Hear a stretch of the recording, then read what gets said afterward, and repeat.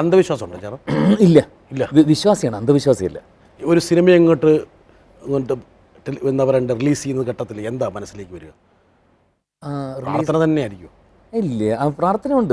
നമ്മളിപ്പോൾ ചെയ്യേണ്ട കർമ്മം നന്നായിട്ട് ചെയ്തിട്ട് പ്രാർത്ഥിച്ചിട്ടേ കാര്യമുള്ളൂ.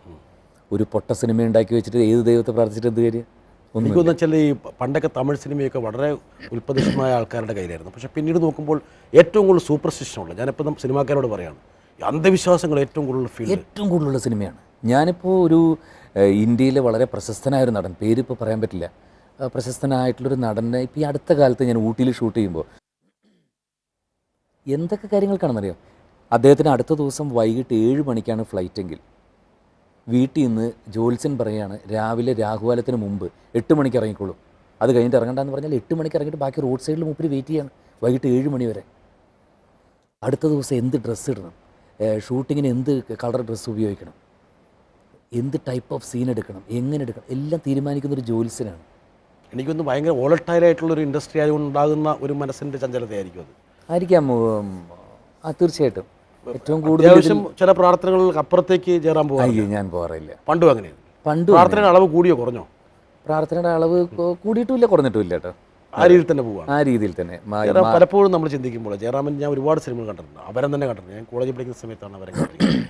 അതിനുശേഷം വളരെ ഫ്ലെക്സിബിൾ ഉള്ളൊരു നടനാണ് താങ്കൾ. ഞാൻ മുഖസ്തുതി പറയുന്നതല്ല.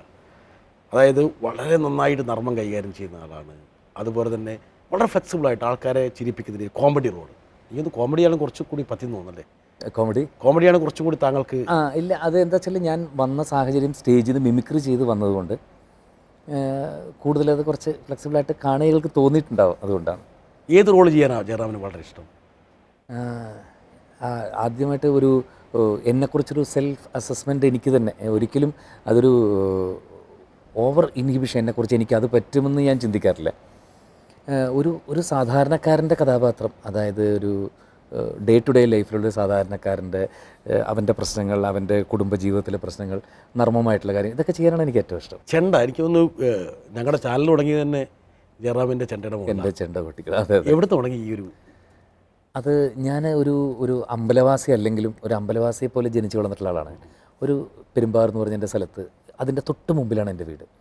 അപ്പോൾ കുട്ടിക്കാലം തൊട്ട് ആനകളും ചെണ്ടകളും, അത് എനിക്ക് തോന്നുന്നത് ഇന്നത്തെ കുട്ടികൾക്ക് ആസ്വദിക്കുന്ന പോലെ കമ്പ്യൂട്ടറോ അല്ലെങ്കിൽ മറ്റ് ആക്ടിവിറ്റീസോ ഒരുപാട് സിനിമകളോ ടി വിയോ ഒന്നും ഉണ്ടായിരുന്നില്ല ആ കാലഘട്ടത്തിൽ. അപ്പോൾ ആകെ കൂടി വർഷത്തിലൊരു പ്രാവശ്യം ആ ക്ഷേത്രത്തിൽ വരുന്ന ഉത്സവങ്ങളും ആനകളും ആ 10 ദിവസത്തെ ഉത്സവവും ഒക്കെ ആയിരുന്നു എനിക്ക് ഏറ്റവും ഒരു വിലപ്പെട്ടത്. അന്ന് തൊട്ടേ ഈ ആനകളോടുള്ള വലിയ കമ്പമായിരുന്നു. ചെണ്ടക്കാരെന്ന് പറയുന്നത് ഇന്ന് മമ്മൂട്ടിയും മോഹൻലാലിനും കാണുന്ന പോലെയാണ് അന്ന് വലിയ ചെണ്ടക്കാരെ ഞാൻ കണ്ടിരുന്നത്. അവർക്ക് വല്ലപ്പോഴും ഇടയ്ക്ക് വെള്ളം കൊണ്ട് കൊടുക്കുക, അവർക്ക് ഇത് കൊണ്ട് ആ സമയത്ത് ഒരു പ്രയോഗം നടത്തുമായിരിക്കല്ലേ? അല്ല, അവർ അപ്പം കൊട്ടുന്നത് മുഴുവൻ ഞാൻ ചെവിൽ, പിന്നെ വീട്ടിൽ വന്നിട്ട് മേശയിൽ കൊട്ടി ബെഞ്ചിൽ വെക്ക താളം. അന്ന് ഫാദർ വന്നിട്ട്, എൻ്റെ ഫാദർ അവിടെ ട്രാവൻകൂർ അയൺസിലൊരു എഞ്ചിനീയറായിരുന്നു. അച്ഛൻ ജോലി കഴിഞ്ഞ് വന്ന് കിടന്നുറങ്ങുന്ന സമയമായിരിക്കും ഈ താളം കുഴപ്പമായിട്ട് എത്രയോ പ്രാവശ്യം അടിച്ച് വീട്ടിൽ നിന്ന് ഓടിക്കുന്നത്. അതെ, പിന്നെ എവിടെ പോയിട്ട് കൊട്ടുക? എവിടെയെങ്കിലും സ്കൂൾ ബെഞ്ചിലാണെങ്കിൽ ഇങ്ങനെ കൊട്ടിക്കൊണ്ടിരിക്കുക, കൊട്ടിയ താളം മുഴുവൻ കൊണ്ട് അങ്ങനെയാണ് കൊട്ടി പിടിച്ചിട്ടുള്ളത്. അല്ലാതെ ചെണ്ട കുട്ടുമ്പം ജയറാമിന് ഭയങ്കര, ഇപ്പം ഒരു സിനിമയിൽ അഭിനയിക്കുന്നേക്കാളും ഒരു സായുജ്യം കിട്ടാറുണ്ട്, ഒരു സാറ്റിസ്ഫാക്ഷൻ വരുന്നു. അങ്ങനെയില്ല, അത് ഒരു പേഴ്സണലായിട്ടുള്ള ഇഷ്ടങ്ങളാണ് അതൊക്കെ. ഈ ആന എന്ന് പറഞ്ഞ ചെണ്ട എന്ന് പറഞ്ഞൊക്കെ